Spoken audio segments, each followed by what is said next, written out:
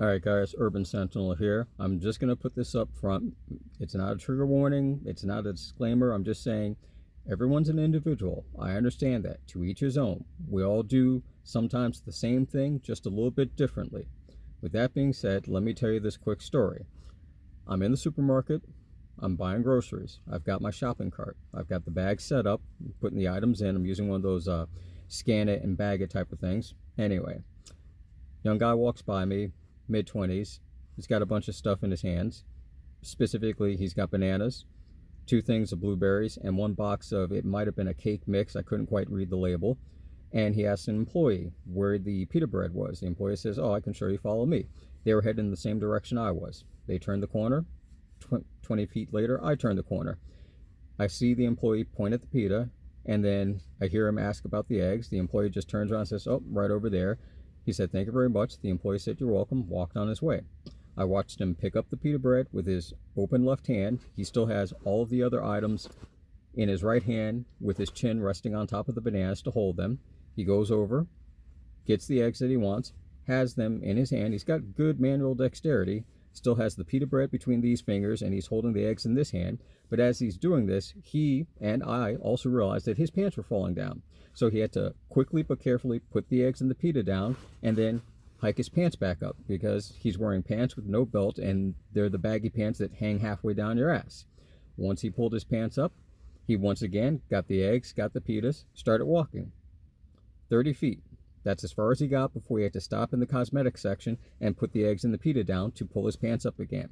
Now, I'm telling you this because I'm going to use 2 points of reference. One is disaster movies, whether it's zombies, a virus, a global war, alien invasion, whatever the movie is. Not paying attention to the plot of the movie, paying attention to the after effects, whether the movie takes place effectively during the crisis or a few weeks or a few years or a few decades after. Look at what people are wearing. They usually are wearing one of 3 things. They're wearing military type clothing, practical tactical gear. They're wearing what we'll call the Mad Max look, which is pretty much, anything you can find both in a trash pit or people or animals that just didn't get away in time, or they're wearing what amounts to a year's worth of dirty clothing, because in a realistic sense, you're not going to waste what water you have washing your clothing to keep them clean, and you may not be able to find clothing after several years, so you're going to wear what you have and keep that on you at all times, because you put it down, someone else may take it. Now, with that being said, those are movies. On the realistic aspect of it, the impracticality of not just the baggy pants, but the clothing that is too tight where you can't bend, or the shoes, the footwear that are completely impractical for anything other than standing and taking a picture with it so you can show up and look good on your social media. If in that moment there was an active shooter, even if he dropped everything that he had in his hands, he is not going to be able to run effectively, because those pants are going to be falling down to his thigh and to his knees.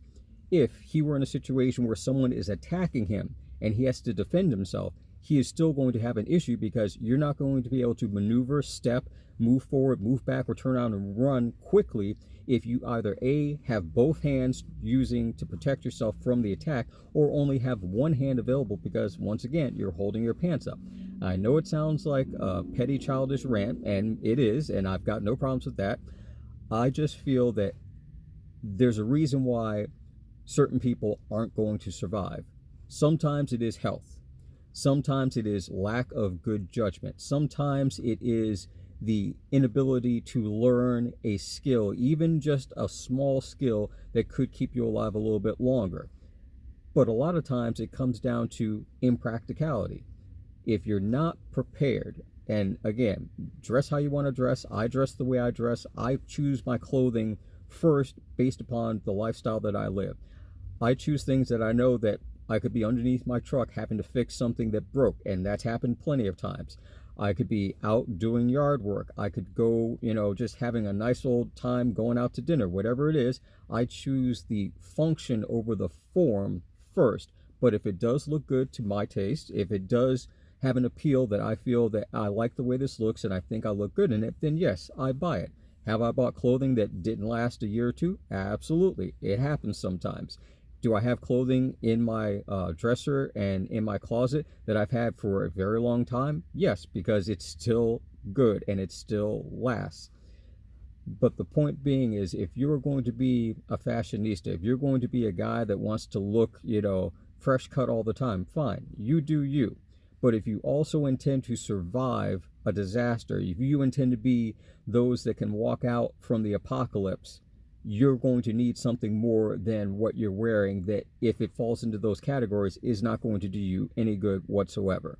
And it's just a matter of even putting some money aside to make sure that you have those clothing. I'm not saying walk around in military camouflage. In fact, honestly, I don't even have camouflage. I have one ghillie suit that I made myself several years ago. That's the only actual camo that I have. Anything else, I think maybe a pair of gloves from Cabela's and one of my baseball caps. That's it. I wear my day in and day out clothing. If a disaster happens right now, the clothing that I have on, my go bag in the truck, that's what's going to get me home.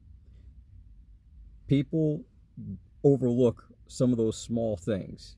And it's not to say you have to invest a lot of money in it. It's not to say you have to go ham in the stores and the online catalogs. It's just saying that take into account the disasters, the natural disasters that occur where you're at, and think about the conditions that those happen, whether it's blizzard, hurricane, wildfire, wherever it is.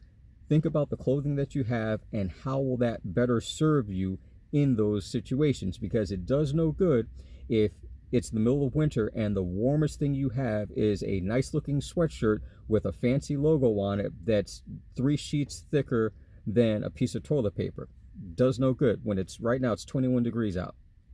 That would be no good. It looks great in a car and it looks great inside where you're in a building with heat, but it's not good when you have to walk outside, spend hours at an end waiting in line at a rescue shelter. If things go the way that they go, you don't know what's going to happen. And it's not to say, again, you have to dress like you're ready to go to town and bug out every single minute. I don't. But it is to say you need to have those things ready and available for when it does happen.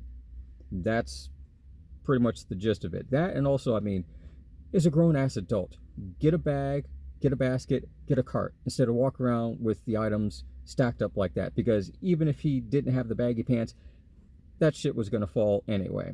But I digress. So that's where I'm at. That's just my little prepper tip. Have practical clothing that will serve the purpose that you need, which is to keep you alive. That's the key thing. Clothing to keep you alive. All right. Anyway, you guys take it easy. I'll catch you later.